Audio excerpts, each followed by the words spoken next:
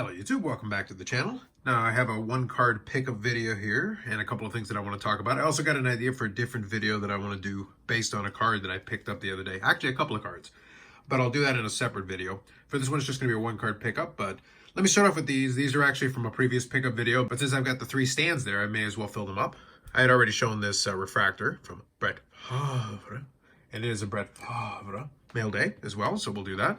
And then we'll include this black refractor as well. These are two fun complementary cards. We'll throw them here to the left and right. And then we'll actually show the new card here in the middle. So the card itself is from 1997 Skybox EX 2000. And it's the A Cut Above die cut insert. So with the light here, I can actually show it off a little bit as far as the shine is concerned.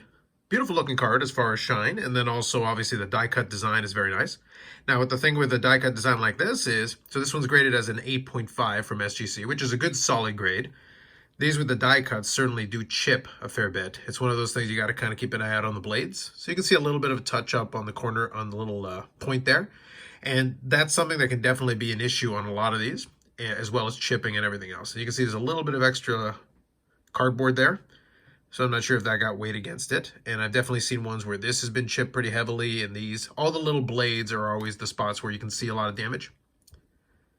But a beautiful looking card. You got a little bit of a rainbow foil on the front. And I think this is slightly embossed. Yeah, a little bit of an embossed piece there for the cut above. Beautiful looking card though. Now these were actually 1 in 288 packs back for this series. 10 card checklist, so you can do a little bit of math and say 1 in 2,880 packs to get a specific one. Makes it a pretty tough card, all things considered. There are tougher ones, but it's a good solid insert as far as especially from the 90s. So we love our late 90s cards. Now with all that said, I did want to say one other thing about it. And that is that cards like this are ones that are a lot of fun for me as I've been going through the journey of putting together the different, I won't say checklists because as I said previously, and I've done videos where I started off with the idea of doing a lot of the refractors, similar to the cards on the left and the right here. And that's still kind of part of the plan, but it's one of those things where I've become a lot more flexible with it. I've kind of expanded the checklist a little bit here and there to include inserts like this, stuff like that, especially playing day stuff, 90s stuff. If you've seen a lot of the pickup videos as far as this collection, this PC, I have a lot of autograph cards, and that's definitely a niche that I do enjoy going down in my various player PCs. I do enjoy getting a lot of the autograph cards. Not everything, but it's one of those things where they're more than enough to find the different types that are interesting to me. But a lot of those 90s inserts still hold quite a bit of interest for me. And they tend to fall into one of two categories. One of them is tend to be the really inexpensive ones, and that's where when I did the ComC mail day, I had a variety of less expensive ones, but those ones can go into Z Folio. Those are fun. I had some nice shiny cards that I threw in the Z Folio for that. I've got some of the refractors like this, but then also I've got the autographs as well as inserts kind of like this one here. And this one is like a perfect example of it. It's a tough enough insert that it's not going to be just a couple of dollars, but at the same time, it's not like a super duper expensive. It's not like an out of 10 or an out of 25 or something where it's like impossible to find. As a matter of fact, I picked this one up on PWCC in one of their weekly auctions. And this is actually back-to-back weeks that they had one of these, A Cut Above. I've been looking for a little while to see if I could find one at a price point I was happy with. And the other card, I just missed out on. I was bidding on it, and it was a BGS 6.5. I wasn't too picky on it for the reasons that I talked about earlier where, like I said, the little corners little edges can get dinged up, it can get chipped, all kinds of stuff can happen. As I said, I'm very happy to have what is otherwise a pretty clean copy. The 6.5, I had bid on it, but I was interested in it at the price point that would have been fair for a 6.5. Once it got past that price point, I was like, okay, no problem.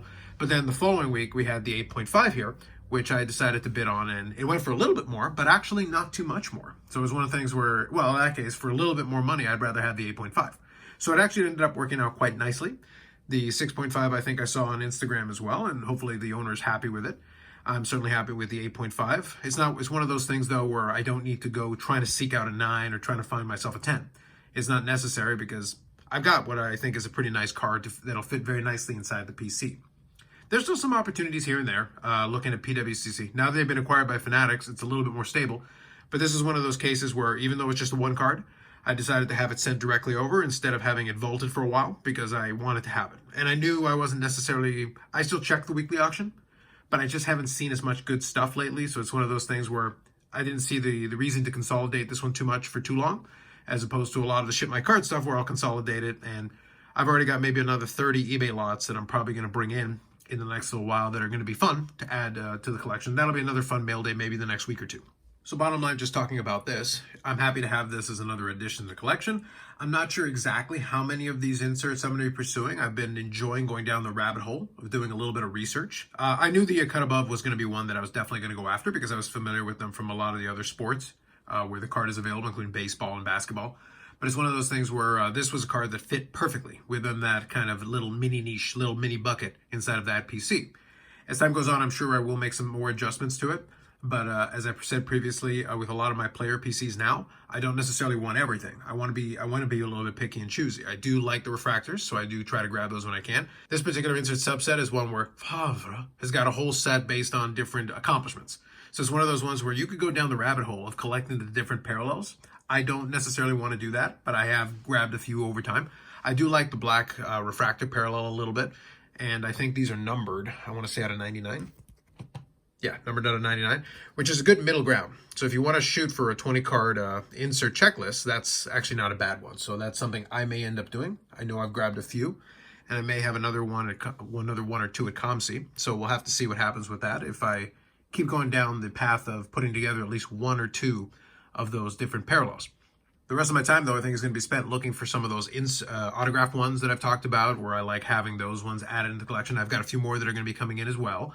And then, obviously, stuff like this. Some of the 90s inserts that are missing from the PC are something that I'm going to be chasing after, but I'm going to pick and choose. Not all of them are as interesting. This is obviously one that was a personal favorite, so it's one that I wanted to definitely add. But there are going to be some other ones that are probably going to fall under that bucket as well. I'm not super into the memorabilia side of it, unless it's the right patch piece or unless it's maybe combined with an autograph. If it's an autograph memorabilia piece, then I might be a little bit more inclined, a little bit more interested.